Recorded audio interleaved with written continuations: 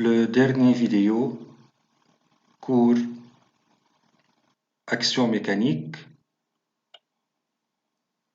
l'objectif, bilan ou inventaire des forces. Il y a une question type dans les exercices des actions mécaniques, c'est de faire ou de tracer ce qu'on appelle l'inventaire ou bien le bilan des forces. Pour tracer l'inventaire ou bien le bilan des forces, revient à dresser la liste de toutes les forces auxquelles cet objet est soumis. Et pour tracer cet inventaire, on a 3 étapes. Étape 1. On doit indiquer le système étudié, c'est-à-dire le corps qui subit ces forces qu'on doit lister. 2. Citer les forces exercées sur ce système.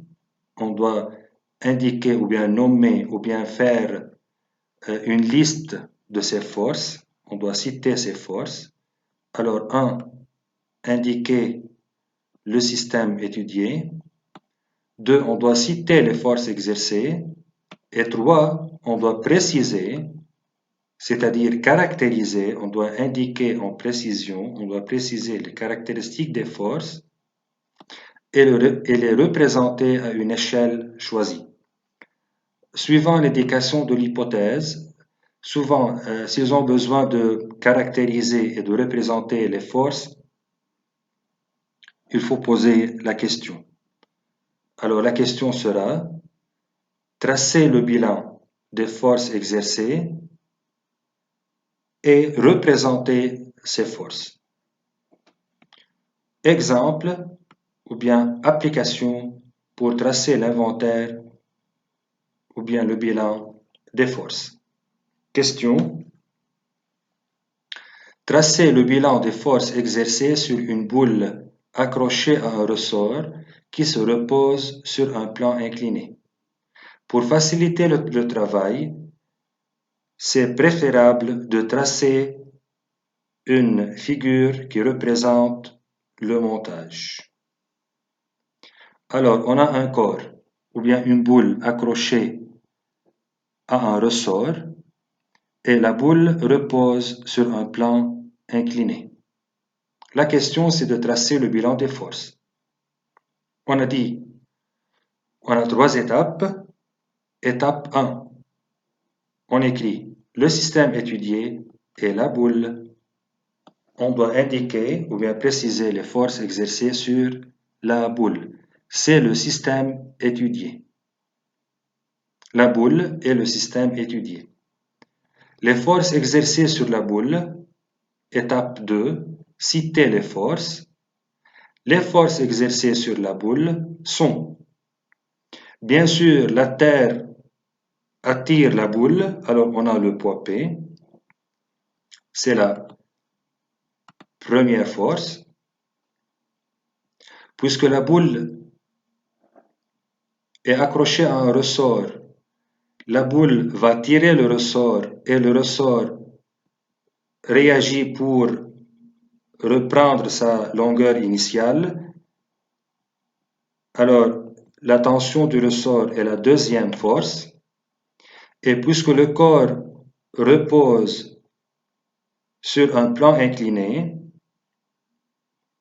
le support ou bien le plan maintient ce corps.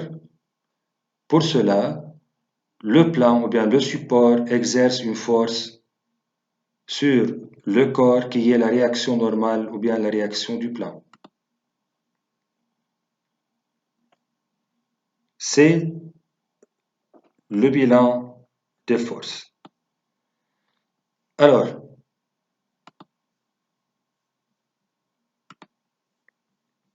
on a indiqué le système étudié, on a cité les forces exercées, le poids, la tension et la réaction normale.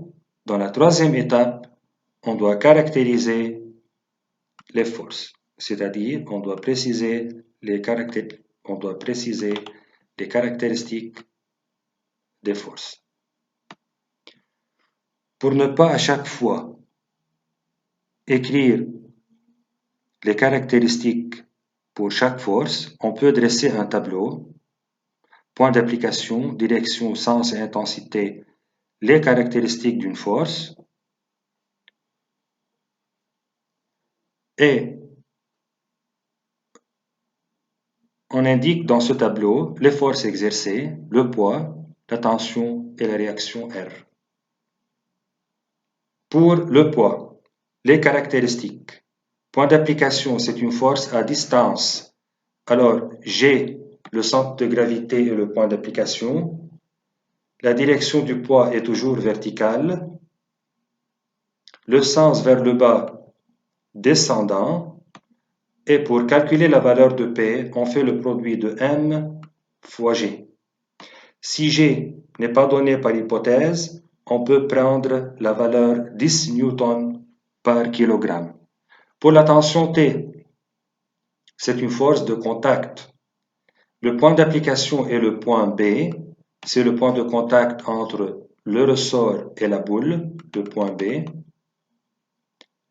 On a dit que la direction de la tension du ressort est toujours suivant le ressort. Le ressort est dans ce cas oblique. Alors on peut déterminer la valeur de l'angle alpha. Supposons que alpha égale à 30 degrés, on dit alors que la tension du ressort fait un angle de 30 degrés avec